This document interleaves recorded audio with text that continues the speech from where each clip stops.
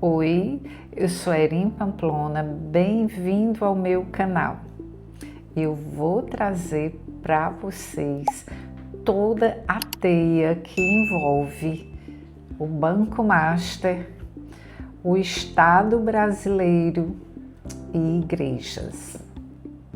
Assim como você, eu também quero entender o problema e para isso eu fui atrás. Para entender o tamanho da fraude, porque se não entender, o resto não faz sentido. O Banco Master era controlado por um banqueiro chamado Daniel Vorcaro, isso aí todo mundo já sabe. E o esquema funcionava assim. O banco oferecia investimentos com rendimentos acima do mercado para atrair de todo o lado, dinheiro de todo lado, de investidor pessoa física, de prefeituras, de governos estaduais e por debaixo dos panos, o objetivo era inflar os ativos da instituição. Aí, para isso, o que é que ele fazia? Há mecanismos como emissão de títulos falsos. E isso, gente, durou anos. Até que em novembro de 2025, o Banco Central decretou a liquidação. E a fraude chegou a ser estimada em 12 bilhões de reais. Para vocês terem noção, dá para construir quase 8 hospitais federais completos e dá para pagar o Bolsa Família de um estado inteiro por anos. O Vorcaro foi preso numa operação ironicamente chamada Compliance Zero. Depois foi solto sob monitoramento eletrônico e começou a negociar uma delação com a Polícia Federal. É aí que tudo fica interessante, porque quando a gente olha quem estava do lado de Vorcaro durante todos esses anos, o que aparece não é um esquema de um lado só, é uma teia que atravessa o Supremo, o governo, as igrejas e o próprio Congresso Nacional. Mas vamos por partes. Primeiro, o STF. Alexandre de Moraes e um contrato de 129 milhões, já recebidos 80 milhões. A investigação foi revelando que havia uma relação muito próxima entre o dono do banco e alguns ministros que deveriam julgá-lo. 3 ministros, o citado Alexandre, mais o Dias Toffoli e mais o ministro Nunes. E tudo começou, o primeiro momento foi a esposa de Moraes, a Viviane Barsi de Moraes, sócia de um escritório que mantinha um contrato com o Banco Master. Os repasses eram mensais de 3,6 milhões e durariam cerca de 3 anos. O escopo do contrato era abrangente e não previa a prestação de serviço nenhum específico, 129 milhões de reais, sem especificar o que era para fazer. É ilegal o contrato? Não, mas ele foge da normalidade. E documentos da Receita Federal enviados à CPI do crime organizado apontam que o escritório recebeu efetivamente 80,2 milhões do Banco Central, ou do Banco Master, entre 2024 e 2025. A defesa do escritório afirma não confirmar as informações e sustenta que os dados seriam incorretos e foram vazados ilicitamente. Pois é. Já o Alexandre de Moraes, ele aparece diversas vezes em voos com aeronaves e em aeronaves ligadas à estrutura do Vorcaro. E um dos episódios ocorreu agora em 2025, em agosto, quando Moraes embarcou com destino ao aeroporto de Congonhas, logo após encerrar uma sessão plenária no STF. Moraes teria ainda atuado como lobista do Master, com contato com o presidente do Banco Central para interceder a favor do banco, no caso da liquidação. O ministro nega tudo. Aí vem o Dias Toffoli. O processo corre no STF após uma decisão do próprio Toffoli. Ele arrasta para si o processo e fica como relator. E na hora que ele faz isso, ele viaja para o Peru para assistir uma partida de futebol. Acompanhado de quem? Do advogado que representa a defesa de diretores do Banco Master. Essa viagem, minha gente, ocorreu logo ele se firmar como relator do caso. Viagem com o advogado do banco ao Peru para ver jogo. A Polícia Federal pediu a suspeição do Toffoli após encontrar mensagens entre ele e o Vorcaro e comprovantes de pagamento à empresa dos irmãos do Toffoli. E foi aquele bafafá. Final, Toffoli deixou o caso sem se declarar suspeito formalmente, o que significa que ele ainda poderá atuar no julgamento da ordem de prisão contra o próprio Vorcaro. Saiu sem se declarar suspeito para poder voltar. Aí vem o Cássio Nunes Marques. Uma empresa de consultoria tributária recebeu 6,6 milhões do Master. Desse valor, 281 mil aproximadamente foram repassados em 11 parcelas mensais de 25 mil ao filho do ministro, Kevin, de 25 anos e advogado com menos de 2 anos de formado, em site posteriormente retirado do ar. Kevin afirmava ter, com 1 ano de profissão, mais de 500 clientes e 1.000 casos concluídos. 500 clientes com 1 ano de formado. Milagre, né? As revelações levaram os ministros Moraes e Toffoli a emitirem 13 notas oficiais conjuntas. Uma crise de credibilidade sem precedentes ao STF. E a PGR, até agora, a Procuradoria-Geral da República rejeitou pedidos para investigar tanto Dias Toffoli como Alexandre de Moraes por envolvimento com o ex-banqueiro Daniel Vorcaro. O fiscal do sistema, o MP, não quer fiscalizar.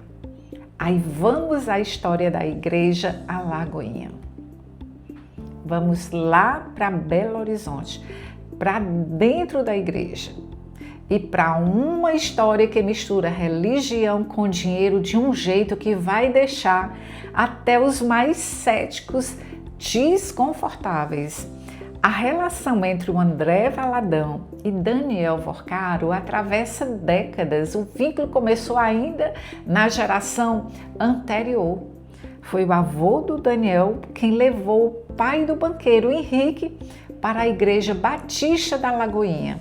Henrique se converteu e começou a fazer o que ele sabia muito: injetar dinheiro na igreja. Foi a retribuição por ele ter largado uma vida desregrada. E essas doações eram expressivas. Uma delas permitiu a Lagoinha comprar em 1997 a rede Super de TV, que abrigou o primeiro programa de Daniel. A família Vorcaro cresceu dentro da Lagoinha. E a Lagoinha, minha gente, cresceu com o dinheiro da família Vorcaro. Vocês estão entendendo aí? E esse elo se fortaleceu quando o André Valadão desejava uma BMW e não conseguia pagar. Aí, ao saber das dificuldades do mesmo, o Henrique simplesmente quitou o débito. O André celebrou o feito no púlpito e atribuiu o episódio à ação divina, à providência divina que veio com CNPJ. Mas a intimidade, ela é muito maior. Em 2023, a filha do Vorcaro ganhou uma festa de 15 anos que custou 20 milhões de reais com o DJ Alok e outros lá. A aniversariante da sua valsa com o filho mais velho do pastor André Valadão. E quem celebrou o casamento do cunhado de Vorcaro, Fabiano Zetel, com a irmã do banqueiro, foi o próprio André Valadão. Aí vocês me perguntam, quem é Fabiano Zetel? Zetel é o cunhado do Vorcaro, pastor afastado e presidente da unidade Belvedere da Lagoinha.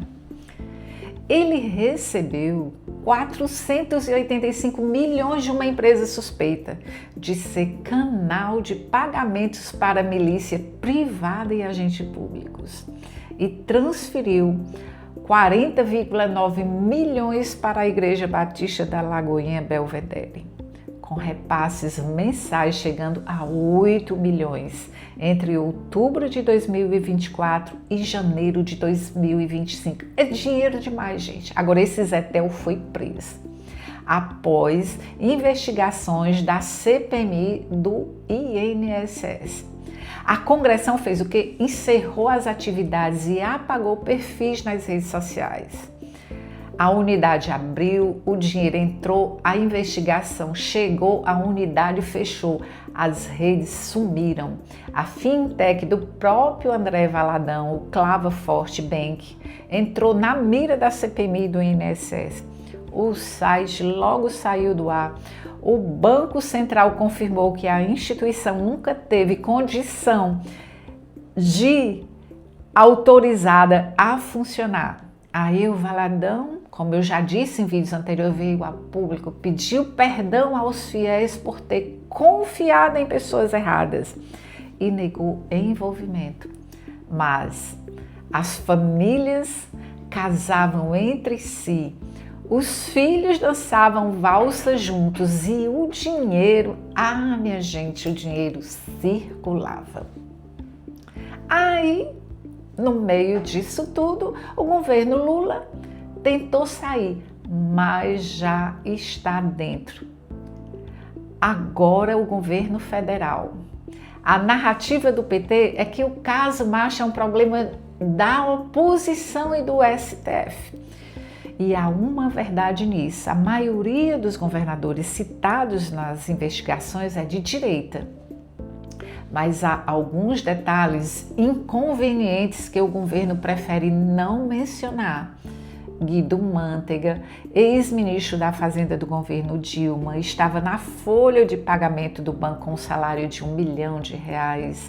Chegou ao Macha graças a pedido de líder do governo do Senado, Jacques Wagner, e circulava livremente pelo Palácio do Planalto em 2024, levando Vorcaro para reuniões no governo. Outro que chegou, o escritório do Ricardo Lewandowski, ex-ministro da Justiça, recém-saído do cargo no governo.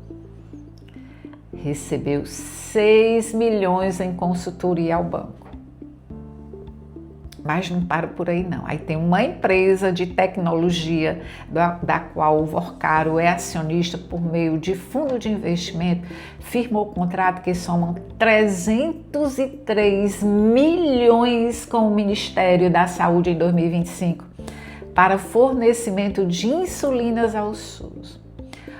O dono do banco falido vendia insulina para o governo federal, enquanto o banco afundava com o desgaste crescendo. O governo Lula mudou de estratégia e iniciou um afastamento preventivo do STF. Assessores avaliaram que a proximidade com o judiciário antes vista como pilar de sustentação, virou risco político. Quando era útil, todo mundo era amigo. Agora que o banco quebrou, ninguém se lembra de nada. E veio hoje a traição do Lula. Pois é, teve a traição do Lula hoje com o Alexandre de Moraes. Aí vamos lá, porque não termina ainda essa roda. Davi Alcolumbre, o homem que trava a investigação. É um personagem que menos aparece nas manchetes, mas que talvez seja o mais decisivo para entender por que essa história não avança. Davi Alcolumbre é o presidente do Senado e ele tem um poder simples, mas devastador nesse caso: pautar ou não pautar uma CPI. O requerimento de criação da CPMI do Banco Master já tem 53 assinaturas de senadores, muito acima do que é exigido, que é somente 27. Mas a instalação depende de uma única coisa: Alcolumbre lê o requerimento em plenário e ele se recusa a fazer isso. Mas, detalhe, em mensagens apreendidas nas investigações, Vorcaro menciona uma reunião ocorrida na residência oficial do Senado, vinculada a Alcolumbre. A PF ressalva que citação em conversa privada não é prova de crime, mas é difícil de ignorar uma situação dessa. A CPMI do INSS estava começando a investigar o Master quando foi encerrada, após Alcolumbre se recusar a prorrogar o prazo de funcionamento, mesmo com o apoio necessário de deputados e senadores. Sem essa comissão, a única forma de continuar a fiscalização parlamentar é a CPI do Master, que ele também não pauta. Parlamentares da oposição acusam o senador de tentar negociar a não instalação da CPI em troca de análise do veto ao projeto que pode reduzir as penas lá dos condenados dos atos de 8 de janeiro. O relator da CPI do crime organizado, o senador Alexandre Vieira, foi direto. É óbvio que a gente não concorda com esse posicionamento. Entendo que o presidente Alcolumbre presta um grande desserviço para a nação. E a ironia é que parece roteiro. O ministro do STF, sorteado para decidir se Alcolumbre é obrigado a pautar a CPI do Master, é exatamente o Cássio Nunes Marques. Vocês perceberam a teia? O mesmo cujo filho recebeu 281 mil em parcelas mensais do banco investigado. Como é que funciona um país desse? O fiscal do banco é filho do fiscal do banco e o fiscal do fiscal não quer fiscalizar e não para por aí. A lei que pode apagar tudo está aí agora na beira de ser pautada pelo Alexandre de Moraes, que negocia a delação premiada com a Polícia Federal. Mas a teia ainda não acabou. Daniel Vorcaro negocia uma delação premiada com a Polícia Federal. A expectativa é que os primeiros depoimentos sejam prestados entre o final de abril e meados de maio, com a revelação de mais nomes. Pelo menos 8 celulares de Vorcaro estão sob perícia da Polícia Federal, com conteúdo visto com medo e apreensão, principalmente por parlamentares e pela corte. 8 celulares com medo e apreensão no Supremo. No dia 6 de abril, exatamente quando as negociações de Vorcaro avançavam, o ministro Alexandre de Moraes liberou para julgamento uma ação que estava parada há quase um ano. A ação foi protocolada pelo PT em 2021. Moraes é o relator e o processo estava na gaveta dele desde julho do ano passado. 4 anos, nenhuma pressa. Vocaro começa a montar a delação, aí urgência. O que essa ação propõe? O que ela propõe? Que delações assinadas por pessoas que estejam presas sejam consideradas nulas, porque a privação de liberdade pode comprometer a voluntariedade do depoimento. E que a chamada delação cruzada, quando o acusado delata outro, não possa ser usada como base para decretar prisões preventivas ou busca. O Vocaro foi preso, está sob monitoramento e tem muito a dizer sobre pessoas que estão no STF. Integrantes da Procuradoria-Geral da República e delegados da Polícia Federal avaliaram com preocupação o momento em que essa ação voltou a andar no Supremo.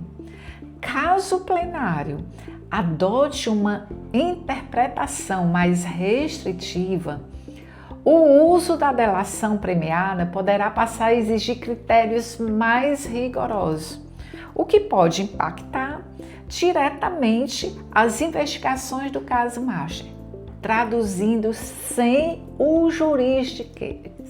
Se o STF aprovar essa ação antes da delação do Vocaro, tudo o que ele disser pode virar pó processual, sem valor legal, sem consequência. O homem que pode ser delatado é o mesmo que controla o processo, que pode tornar a delação. E vocês compreenderam isso? Pois é. Ainda tem mais uma peça e essa é muito interessante. Dessa vez foi o próprio presidente que colocou no tabuleiro. O Lula revelou em entrevista ao ICL Notícias detalhes de uma conversa privada que teve com o ministro Alexandre de Moraes sobre o escândalo do Banco Master. Lula relatou, assim, todo pomposo, ter aconselhado Moraes a se declarar impedido em eventuais julgamentos que envolvam o Master, visando proteger sua imagem pública. Até aí já seria questionável, mas o problema não foi o que ele disse, foi como ele começou. As palavras exatas foram: o companheiro Alexandre de Moraes sabe que prejudica a imagem. Companheiro. No vocabulário do PT, companheiro não é uma forma de tratamento formal, não é doutor, não é ministro, não é excelência. Companheiro é a forma como militantes, aliados e íntimos se tratam dentro do partido e do movimento. É uma palavra de pertencimento, de cumplicidade política. E Lula usou essa palavra para se referir a um ministro do Supremo Tribunal Federal, que deveria ser independente do executivo, que deveria julgar com imparcialidade, que está no centro do escândalo bilionário. No mesmo momento em que revelou a conversa, Lula orientou Moraes a vir a público e prometer que, em casos que envolvam sua esposa, se declararia impedido de votar. O presidente da República prestando assessoria de crise para um ministro do Supremo. Para o Lula, o caso Master e as citações a Moraes serão utilizados pela extrema-direita como argumento. argumento eleitoral. Estão carimbando Alexandre de Moraes por causa do papel dele no 8 de janeiro, afirmou. Ou seja, na visão do presidente, o problema não é a esposa com 80 milhões do banco fraudulento, não são os voos de jatinho, não é a ação que pode anular delações. O problema é a oposição usando isso como munição eleitoral. O escândalo virou estratégia e o ministro virou aliado a ser protegido. Lula também criticou a forma como a Globo News abordou o caso num quadro gráfico que relacionava nomes ligados ao episódio, questionando a associação de sua própria imagem ao escândalo. Eu sou o presidente da República. Se um cidadão pedir conversa comigo, eu atendo, disse. Cidadão, o dono do banco fraudulento que visitava o Planalto com ex-ministros. É chamado de cidadão. O ministro do Supremo investigado é chamado de companheiro. E a imprensa, que mapeia as conexões, é criticada por fazer o trabalho dela. Uma palavra, 7 sílabas, companheiro. E tudo ficou às claras. Então eu vou aqui recapitular a teia. Um banqueiro que fraudou 12 bilhões tinha a esposa de um ministro do STF num contrato de 129 milhões sem serviço definido, que efetivamente recebeu 80 milhões. Esse mesmo ministro voando de jatinho 8 vezes com a mulher em aviões do banqueiro. Outro ministro viajando para o Peru com o advogado do acusado logo após virar relator do caso. O filho de um terceiro ministro recebendo parcelas mensais da consultoria do banco. O ex-ministro da Fazenda na Folha por R$1 milhão. O outro ministro da Justiça com contrato de 6 milhões logo após sair do governo. Um pastor famoso com fintech irregular e família misturada com a do banqueiro, até o casamento e a valsa dos 15 anos. Contratos de 300 milhões com o Ministério da Saúde. O presidente do Senado segurando a CPI sem dar explicação e mencionado em mensagens do banqueiro. Uma ação parada há 4 anos, liberada às pressas pelo ministro mais citado nas investigações, que pode anular juridicamente a delação que está prestes a explodir o Estado brasileiro. E o presidente da República chamando esse ministro de companheiro. Mas hoje o Lula traiu o Moraes. Então os conselhos que ele deu ontem já não valeu de nada. Ele simplesmente resolveu agora fritar o Alexandre e com uma finalidade, se proteger politicamente, porque para ele o importante não é saber para onde foram os 16 bilhões, mas proteger a campanha dele. E se você gostou desse vídeo, compartilhe com quem ainda acha que isso é coisa de um lado só, porque a coisa que o poder teme de verdade é o povo informado. Então dá o seu joinha, se inscreve, comente e compartilhe.